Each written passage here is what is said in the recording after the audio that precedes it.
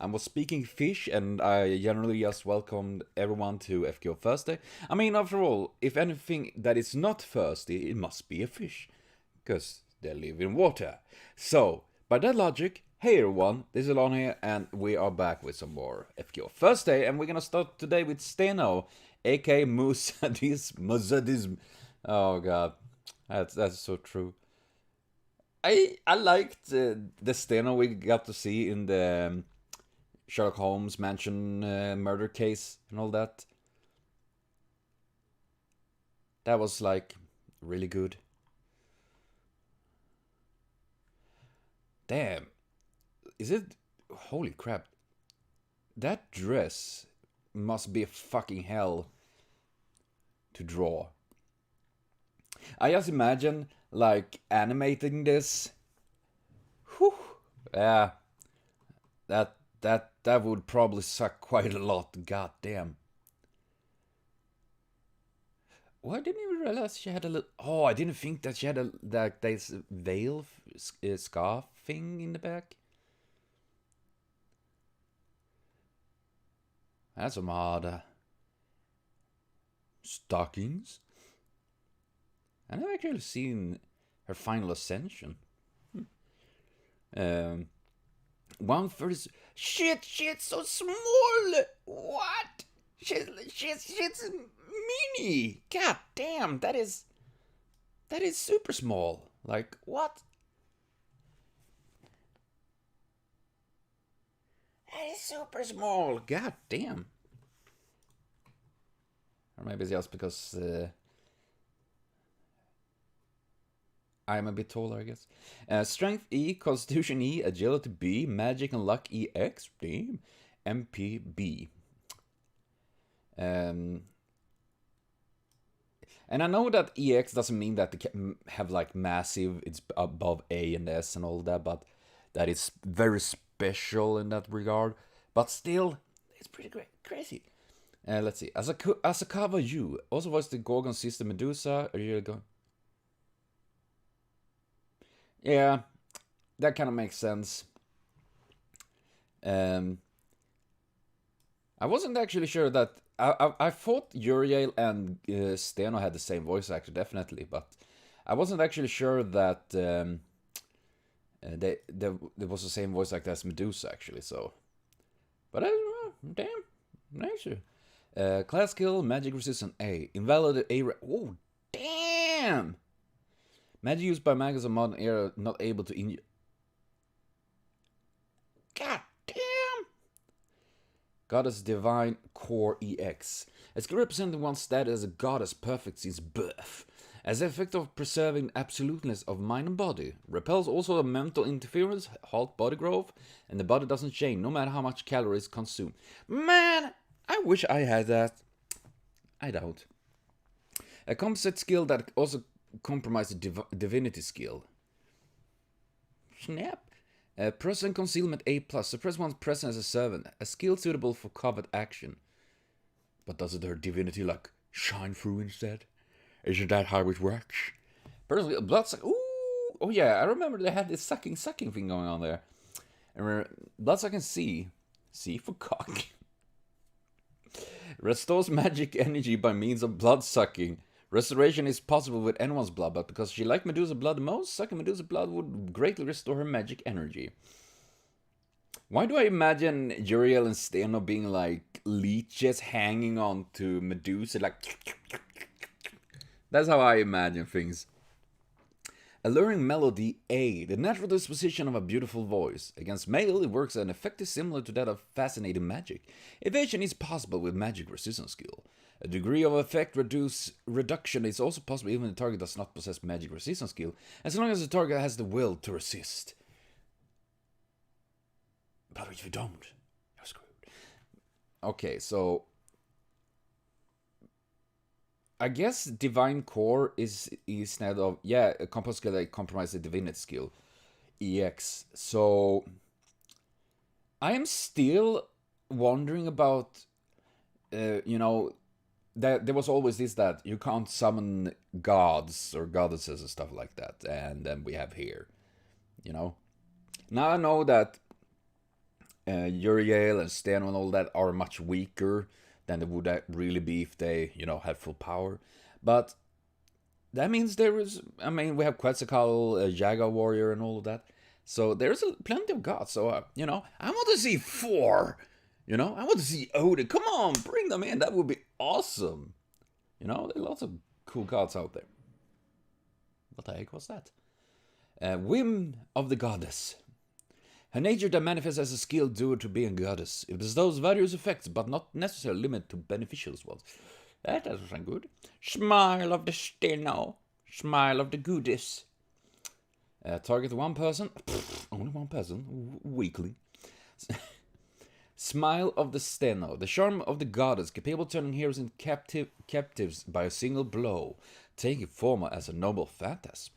Be it a powerful war veteran or a gentleman filled with integrity, as long as he is a male, he will immediately die.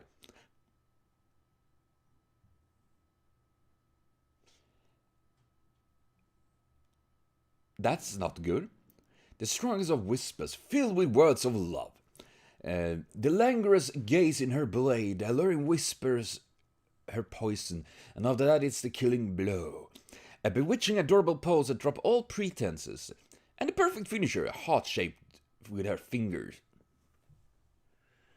Pew! I got shot. Heart attack. Most men will fall over it, yet when one managed to endure it, she would quit. She'd get quite vexed. Just vexed, that's it. She calls Uriel Watashi. Watashi Uriel. Oh god. So, as long as a dude, they're kind of screwed in this regard. Like we are fucked. Can't I just move my intelligence to my other head? Like, no, I won't be affected because my brain is elsewhere. That would be weird. Would probably not be the weirdest thing we ever seen on the internet, though. Character, a beautiful maiden, elegance and grace themselves given form. Her action is elegant, her grace overflowing, and her words and deeds prudent. The perfect goddess, the ideal woman. Any man would extol her and praise her above. Beautiful and adorable things she freely and unconditionally loves, while ugly things she unconditionally hates. Well, I don't like you either, then. At least that's how it pretends to be. The truth is, although she is endowed with elegance and grace, at her core one can say that she is quite a lazy disposition. She is quite cruel to those who's indifferent towards her, so much that even the watchdog of the otherworld, Tartarus, would tremble. Can we get Tartarus as a servant? That would be... I want a good puppy! I want that. Kerberos. And yeah, Tartarus is the underworld, not the doggy. But yeah, the Kerberos, that would be cute. That would be cute. In regard to her jungle sister Medusa, even though she pulls her together with Uriel whenever and wherever possible, in truth, she loves her. She truly loves her from the bottom of her heart, even beyond death. Honestly, that is pretty sweet. Even if, I mean, obviously love takes form in many different ways and all that. So, but still, it is actually pretty sweet in that regard. And what was else? Yeah, also the ideal woman, perfect. Not for me. She doesn't have big badunkas. That's a game breaker. Big badunkas, big buttocks. That's a game changer for me. Just saying. Oh gosh, I will burn in hell most likely. Tartarus probably. Grail, master. She has no wish towards the Holy Grail. If she is compelled to think of one, it would be to return to the place where the three sisters once were. But she already knows that it's nothing but a wish that will never come true. Aww. Honestly, I would actually like to see part where Medusa, Uriel, and Stheno, being, happy and all of that stuff. I would actually like to see this in high school. I could see Uriel and Stheno being These crazy sisters that messing around, and Medusa being the younger sister, though look bigger and all that. That would be cute. That would be cute. Medusa is the type that would immediately pass it. Oh, okay. Speech examples. I can't speak. That would immediately burst her teeth when she ended up alone. No, being her relative, we shan't allow such disgrace to be. Really, such a foolish sister. I am a goddess, a phenomenon born and decided to turn on captives, no matter how much of a brave hero he is. A slight amount is fine, but take care to avoid being completely addicted to me. What are you, some sort of drug? Like, you just chop her up into nice powder that...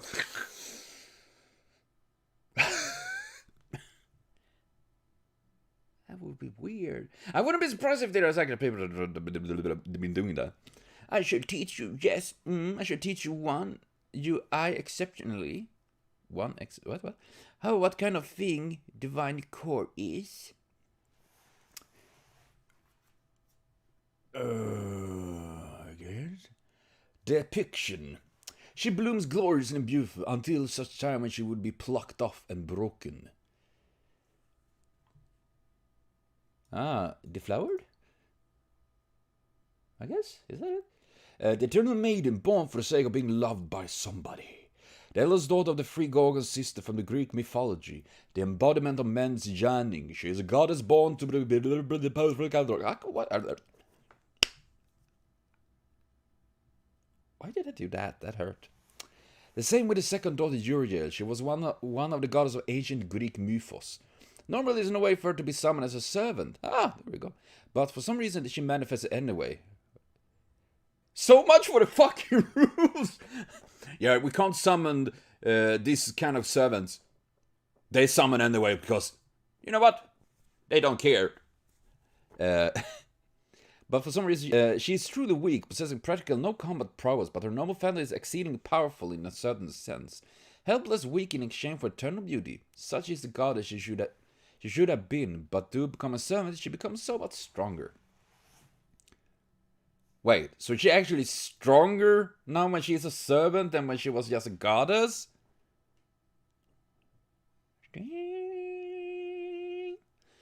The Gorgons were originally the same existence, so naturally Yonrei and Stheno are eternal, identical existence as well, connected together, existing in a similar way, with a certain kind of collective system that exceed even communion of minds. They call each other me. The third daughter is an exception. She ended up growing and becoming different, height and build, her heart losing her connection with them. Oh, poor Medusa. It's a bit of an innuendo because it's also mean when a woman... Oh, it is? Oh, okay, yeah, as I say, the flower. And all of that. Concept. An ancient idol. She is a genuine idol. The embodiment of whimsical and cruel goddess. A hero may have overthrown any sort of monster, yet he would be utterly incapable of overthrowing such a goddess. Sure about that? Connecting with other characters, Yonrei, her other self, she called her as she called herself, me. Medusa, her beloved young sister, actually really loves her. On the surface, she calls her a mere slave and Medusaless. Dude, that's a cool, a fun play on words, but that is also kind of mean. Always bullying her. Her younger sister definitely fiercer, and yet... When Medusa was exiled to the shapeless isle by the 12 Olympians, she went together with her as if it was only obvious that she would do so. She had continued to harbor no fear toward her sister, even as Medusa was greatly changing into a grotesque monster, and met her for the last time.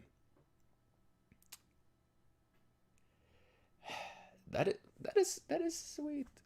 Asterios, fluffy boy, the boy who lately Yonrei takes to. Just what is that thing? I wonder. Yeah, it is kind of fluffy. I had told myself that I can't speak. I told myself that I'm fine. I have the previous design after all, but then later on was such an immense pressure. The first stage golden makes my heart fluttering and scratching. No, to put it simply, I have shown the chink in my armor towards the goddess at the very end. Is what the result of the raging battle with my heart. Again, be due to the opening that has shown, or just natural happens. I really think this goddess is beautiful. The shape of the base design heals and really, really makes my heart throb. So I really didn't hesitate over it. I mean, that is good. That is good. And I have potatoes. And yes, I know there's probably some that don't really care about it, but I do. No, your eyes are not deceiving you. Her profile is awful, similar to Yonrei, to the point some Potter just copy paste. Yeah, I guess I'm not surprised at all. To be fair, it's reasonable since they are somewhat identical, so I wouldn't say it's...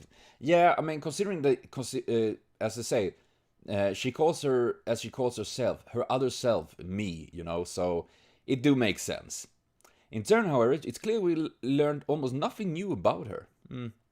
Let me sum it up. Idol, idol, idol, Medusa, Medusa, Medusa, crew goddess, crew goddess, crew goddess. I'm glad to be of service. Kind of it.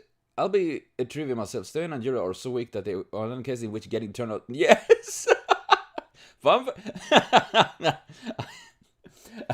Yes. That is pretty fun, actually. And I will say, I actually kind of like this, though. You know, it really do add more to Stheno, more than being like this weird, obnoxious little thing, you know. The same with Yonrei in that regard. Both, I mean, definitely not my favorites, but I don't really hate them either. It's more like, they're there. And I do like, though, the idea that they have this relationship with Medusa, and even if they are a little bit of brats, but then again, they are gods. So, and yeah, I think that's pretty nice, actually. So I do wonder, though, as meaning like summoning gods like this, like, and considering her class skill is pretty bonkers, actually, when looking at it. Damn. But yeah, that was interesting, actually. As I said, my favorite part is her connection to Medusa, and even if they are like a little bit of bitch brats, I mean, then again, I guess we can't expect anything different from gods and goddesses. You know, they are. I guess they always are like that. And still, that they continued to be there with Medusa even when she became the Gorgon, so to speak. So that pretty interesting. Now we're gonna see Jing Ke. Jing Ke, I was a dude, but fate happened. That should be the title of the entire series. Oh god. Yeah, that's a good one. I mean, as said, I at time I don't really mind when they do you know, gender bending, stuff like that, if there is actually a reasonable idea, more, or if they at least admit it, like, yeah, we just wanted another female, hot female or something like that. I mean, like Da Vinci, that's a reasonable idea, like how Da Vinci wanted to be like the most beautiful thing he created, which is Mona Lisa, the art, and all of that. So that works and stuff like that. The stabbery and the side butt. I actually maxed her out just recently, leveled her up to level 70 and all. Because I do like her, the animation updates and all that she got. Looks really nice, so.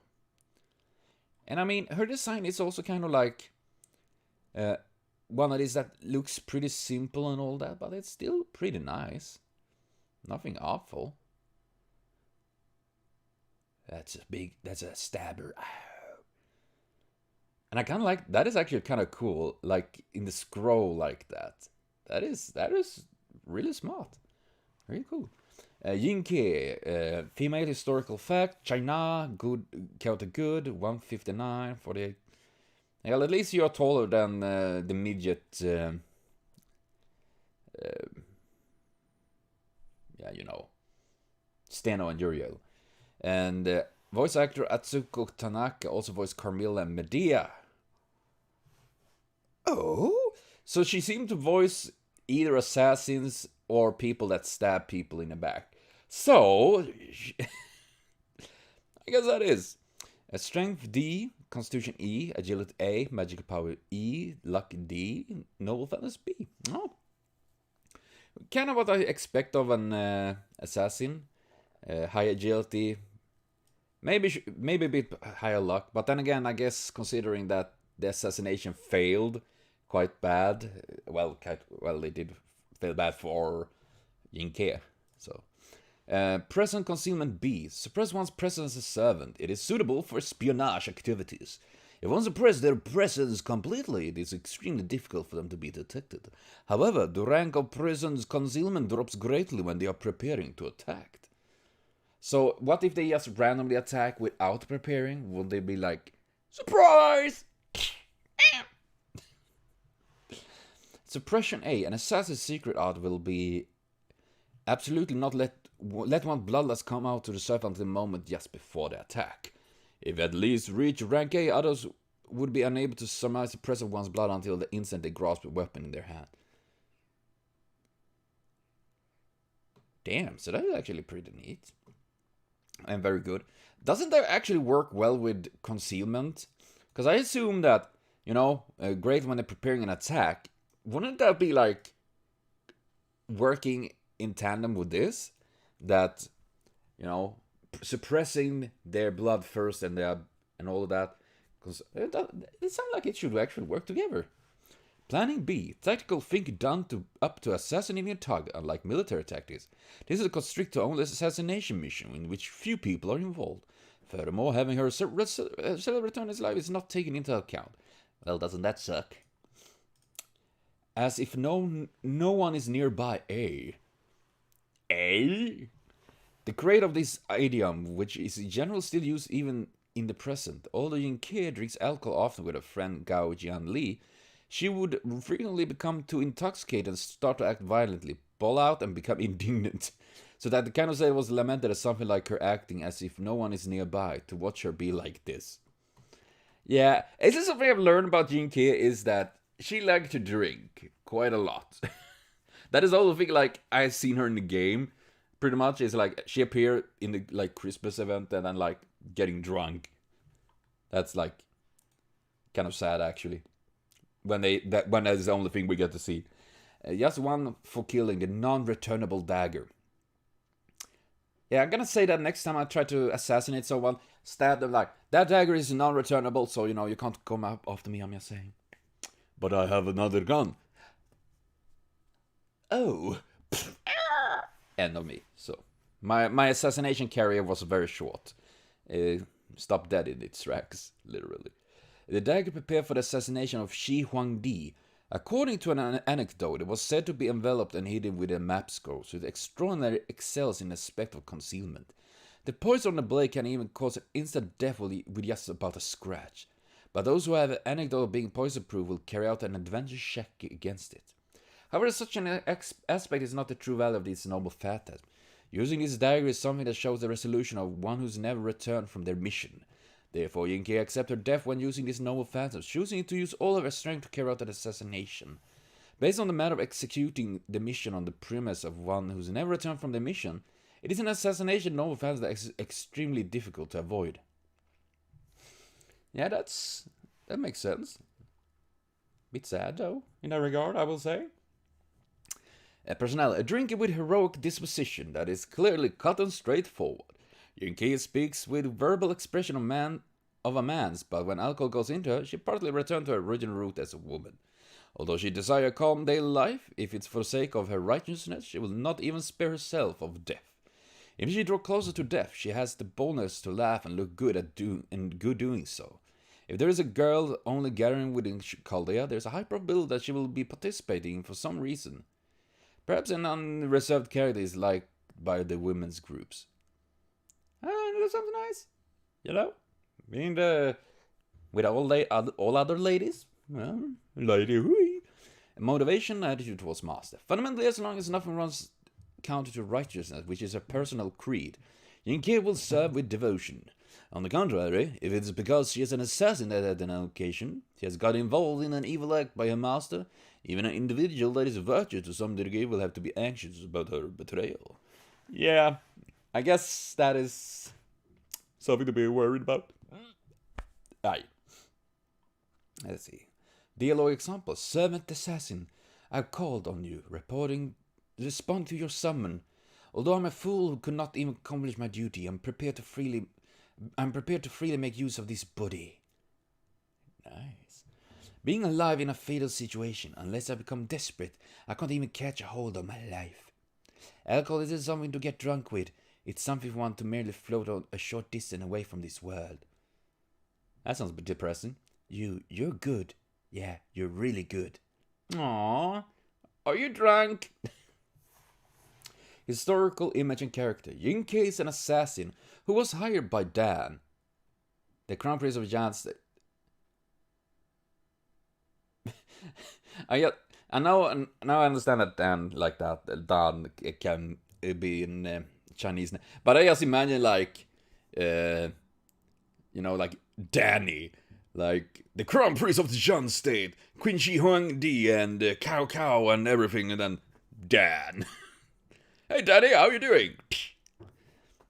With objective of assassinating Qin Shi Huangdi, she views that roistering in alcohol together with friends is a supreme joy. But on the other hand, she has taste in reading and swordsmanship, and she also likes talking with wise men. Aha, unlucky for you, I'm not one. That actually makes me think, I would actually love to see like Cao Cao and, the Free Kingdom, all of those being servants. That would be fucking badass. I can imagine at least. Dan of Zhan, is it Dan or Don or I can't go say it Dan. The Crown Prince of Zhan was anxious about Qin, whose power still continued to grow after day after day, and his resentment towards them became strong after he received a heartless treatment at a time when he consented to being a hostage for Qin. So he was finally determined in carrying out the assassination of Queen Shi Huangdi. Dan sought advice for the assassination from Tuan Guan, a wise man, so well known there was no person in Yan who does not know him. Tian Guang recommended Jing Ke for the assassination, but because of Dan's careless words, he completely gave up his life after recommending Jing Ke. What? That sounds weird. Jing Ke was moved by the trust with Tian Guang's life, so she accepted the assassination mission of Shi Huangdi. A plan was polished where she has an audience with Shi Huangdi by presenting to the head of a general who was escaping from Qin and a map of Zhan, but an assistant who will take the same life with Jing Ke was necessary for this mission. Well, that was... God damn it, camera. God damn it. Jing Ke was thinking about bringing along a friend who can be trusted, but within the passage of time, Dan begins to question that maybe Jing Ke was under fear. Reluctantly, Jing Ke decided to take a young man named King Wuyang, who was recommended by Dan. King Wuyang murdered a man at the age of 13 and was professing to be a great man where there's not even a person who can compare with his experience nowadays at the age of 19. But Jing Ke recognized that he is a coward. Yeah, I have a bad feeling about that. Although the audience with Shi Huangdi was going smoothly, just as she thought, Qin Wuyang was shivering and could not even take one movement forward, so Jing Ke unavoidably attempted a sole assassination. However, plenty of misfortune overlapped with each other, and Jing Ke one attack and not reach Shi Huangdi. Furthermore, it was also reported that Qin Wuyang was killed by being trampled upon during a riot at the time as he fled. Well, that kind of sucks. That sucks. At the verge of death, Jing Ke laughed and sneered that if I wanted to kill you, I could have done so, but it was my objective to take you as hostage. Unfortunate, so unfortunate. It is said that she was cut up into pieces by Shi Huangdi's retainers. In addition, Jing Ke left behind one song at the time of departure from Zhan. The wind blows, the river freezes, the hero forts never to return. That's not depressing. Jing Ke was already prepared that she would not return alive, and it said that the time when she was sang this verse, every person singing her off started shedding tears. Damn. In the future years, Gao Jianli, who was friend of Jing Ke, attempted to assassinate Shi Huangdi too, but that likewise ended in failure. Man, it seemed like Shi Huangdi had the plot armor. Taito, huh? The thing about Tian Guang giving up his life is an interesting story. The Crown Prince treated him extremely respectfully to the point of kneeling and wiping his chair for him, and moved the old father. Yes, this is the wisest man in the land, the old father. After they had the stabby talk, the prince told Tian Guang to not reveal the plan to anyone and sent him off to talk with Jing Ke. See where this is going? Ah, damn. I'd explained the plan and assumed Jing Ke would carry it out. Tian Ge took his own life for disobeying the crown prince's order. Hear what I apparently said. I heard those who have virtue would not cause others to have doubt. Prince Dan asked me not to reveal his plan. I have shown that I am not really a virtuous man and I have not earned his trust. I'm going to give up my life to demonstrate that I will keep my promise. Please hurry to see Prince Dan. From this an idiom would be born. Tianguang surrenders to the sword. It means that a virtuous man will keep his promise even if it means he'll give up his own life. Damn! Damn! Seriously? That is pretty hardcore, we'll say. Connection with other characters. King servants in general. Yeah, I want to stab.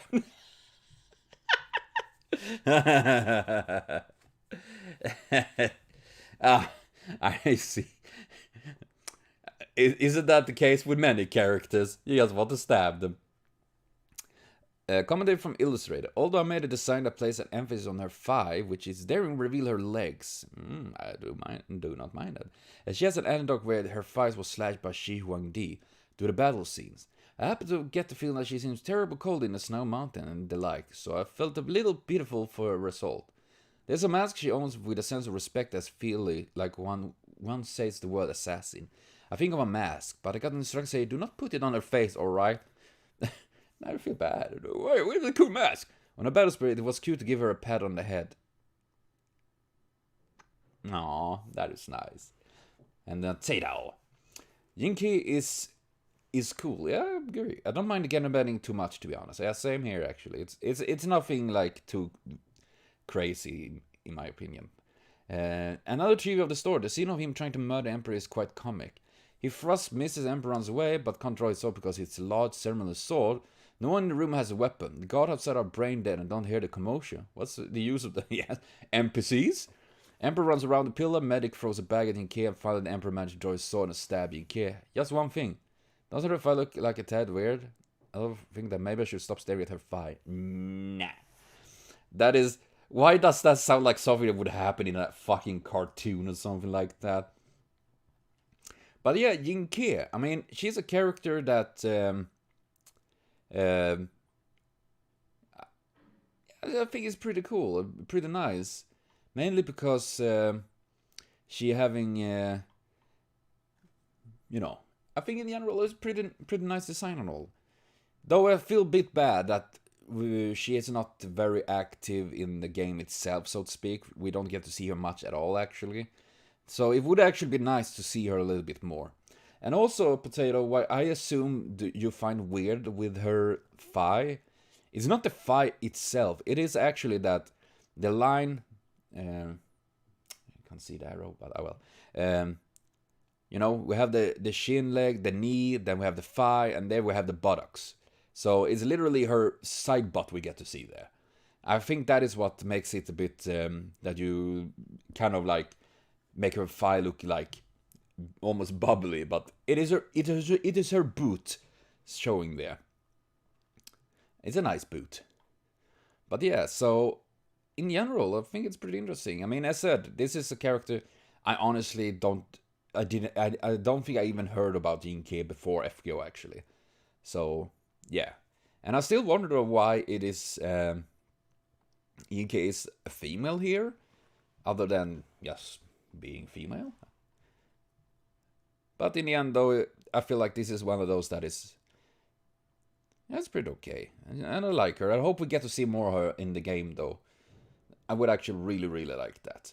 But yes, that will be for now of me and FGO Thursday. I will be back more next week. So thank you for watching, see you later on, and have a continued super great day.